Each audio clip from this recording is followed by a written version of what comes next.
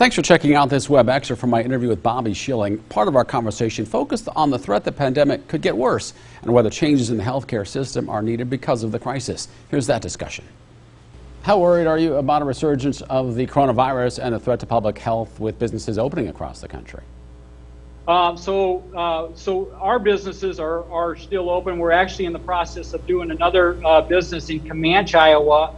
But I think that like our dining rooms are shut down in Illinois, and at our store, what we do is we make sure that there's hand sanitizer coming in and out. We got the guy going out spraying the doors every half an hour or so, depending on how many people are coming in. But I think that this is something that we got to really just proceed with caution. And we allow in our business, if somebody pulls up and they don't want to come in, they just call and say, hey, I'm here to pick up my order, and we run it out to their car. We want people to be comfortable, especially the seniors that have some other adverse health issues. We want to make sure that we minimize this and flatten the curve, as they say. But at the same time, people need to get outside and get sunshine. Drive by the playgrounds around here. They've got playgrounds roped off. One of the best things for any type of virus is called sunshine. Getting out, getting fresh air, and it's also healthy for your mind and your body. So I think there's a lot of things we could be doing differently today. The government, I think, needs to back off of healthy people, let them go to the parks with their children and play.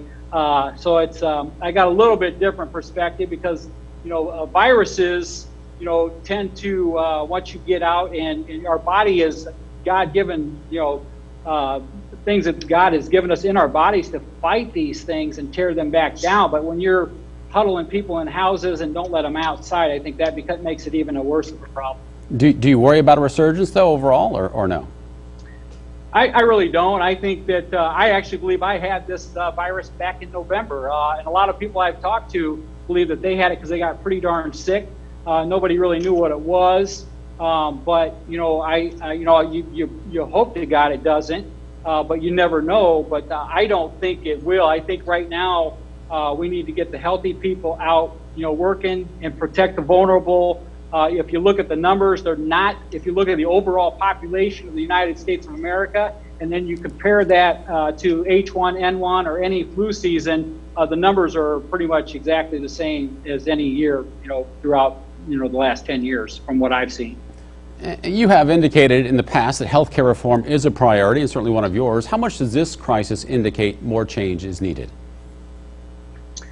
Healthcare changes definitely need to happen. I think that this COVID-19 is going to change the way everybody does business in America.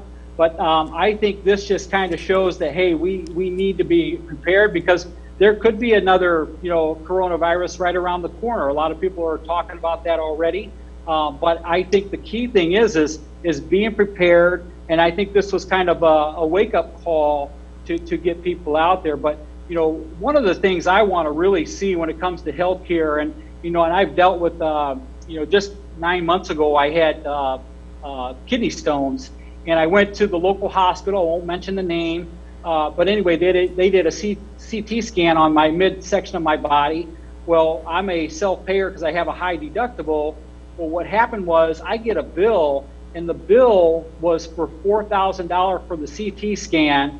But if you check online, that CT scan that's out there, regular price is $750 to $1,250. So I think some of the price gouging needs to be rolled in. And that transparency that President Trump pushed out there, there's just a lot of little things that we can do. The drug costs, are ridiculous. Seniors having to, decide they're going to take a drug or go, have dinner.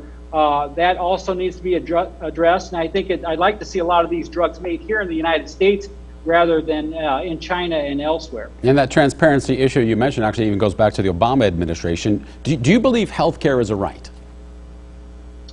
I believe that, I believe that, as a Republican, so I was a big supporter of the health community, the healthcare systems that you see around the Quad Cities. I believe that everybody should be able to access and come in there. And here's the thing, I got beat up a little bit for being supportive of the community healthcare clinics.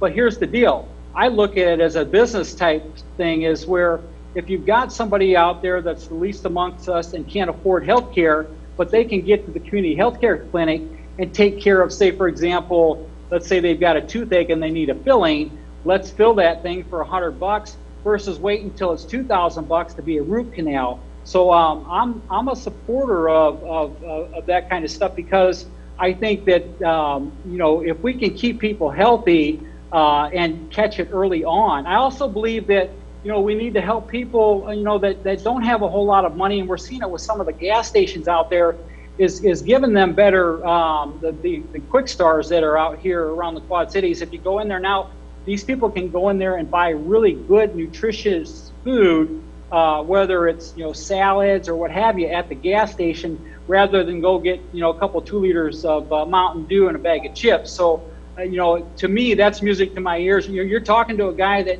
as a kid would eat chicken necks and the free cheese given out by the government when I was little. So I think that we need to make sure that one of the bills that I came up with when I was in Congress, just to bring this up, is I didn't realize this at the time, but until I spoke to some of the docs, but doctors outside of the hospital, if they give health care to the neediest amongst us, people that don't have money, they couldn't write it off. So I came up with this bill that would allow for those doctors to write off the health care that they give to people, incentivizing them to give health care, but also getting some type of payback or a credit on their taxes.